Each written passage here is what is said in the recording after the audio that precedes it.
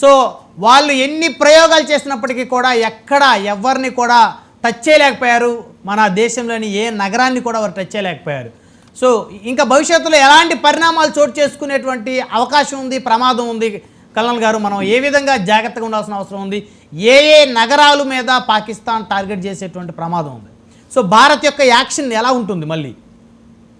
Okay, ఒక విషయం మనం అర్థం చేసుకోవాల్సిందండి, it's state of constant vigil అండి.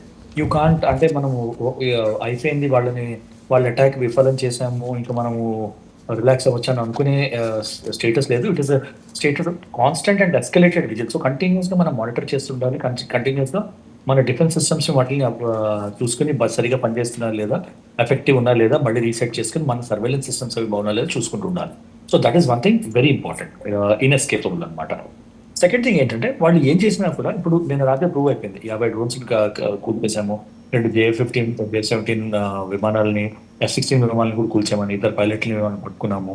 ఇవన్నీ జరిగినాయి. ఎందుకు జరిగాయి అంటే, ప్రిపరేషన్ మనకు already prepared, systems are there, preparation is there, anticipation is there.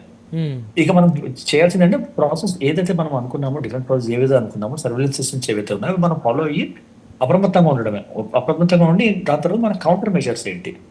ఒకటి ఏముంటుందంటే డిఫెన్స్ మెజర్స్, ఒకటి ఆఫెన్సివ్ మెజర్స్. ఆఫెన్సివ్ మెజర్స్ మనం ఏమేమి తీసుకోవాలి, వాళ్ళు చేసిన దానికి మన జవాబు ఏం చేయాలి, సో దట్ వాళ్ళు జవాబు చెప్పే స్తోమత వాళ్ళ స్తోమత మీద కొట్టేటట్టు మనం చూడాలి. సో అట్లాంటి వాటికి మనకి ఇంటెలిజెన్స్ ఇన్పుట్స్ ఉంటాయి. స్ట్రాటజిక్ అసెట్స్ ఏవి వాళ్ళవి, ఏది కొడితే వాళ్ళు వీకెన్ అవుతారు, ఏది కొడితే వాళ్ళు రెస్పాండ్ చేయలేరు మనకి అనే మన దగ్గర ఆల్రెడీ లిస్ట్ ఉంటాయి.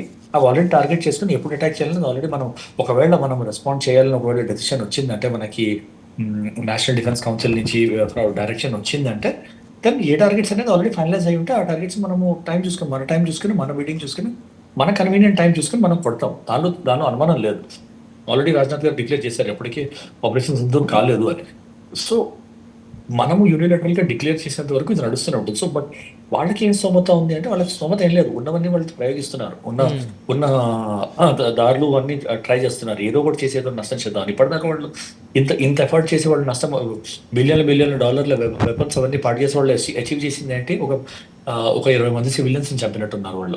అంతకన్నా మనకి చేసిన డ్యామేజ్ అంటూ ఏం లేదు. వాళ్ళు సివిలియన్స్ ని చంపడం అన్నిటికన్నా సులువైన సివిలియన్స్ చంపడం, అది ఎలాగో చేస్తున్నారు వాళ్ళు, ఇంత పెద్ద ఎఫర్ట్ చేయక్కర్లేదు. So that is one. వాళ్ళు ఏం చేసినా మనం రెడీగా ఉన్నాము. మనం గట్టిగా నమ్మాల్సింది ఏంటంటే, వాళ్ళు ఏం చేసినా కూడా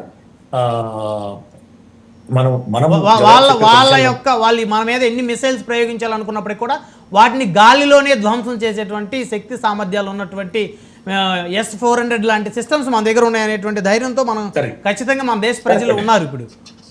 కరెక్ట్ అండి, that is there. And also ఏంటంటే, సో వన్ థింగ్ మనం గుర్తుపెట్టుకోవాల్సింది ఏంటంటే, this should not get escalated to nuclear level. అది అయ్యిందంటే మాత్రం risk is there to everyone.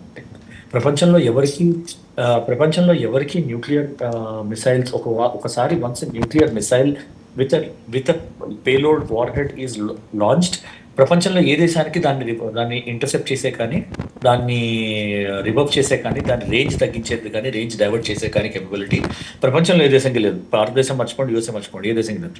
అక్కడ దాకా రాకూడదని మనం హోప్ చేయాలి. ఎందుకంటే war does no good to anyone. War ఏ దేశం యుద్ధంకి వెళ్ళినా కూడా, you know 1 week's war is equal to 10 years of regress. అంటే 10 ఏళ్ళు వెనక్కి వెళ్ళిపోతాం ఒక వారం రోజులు యుద్ధం చేశామంటే. సో బట్ దెన్ ఇంకేంటి వాస్తే, ఒక నైబర్ ఇట్లా రోగ్గా బిహేవ్ చేసి మన ఇష్టం వచ్చినప్పుడు వచ్చి సివిలియన్స్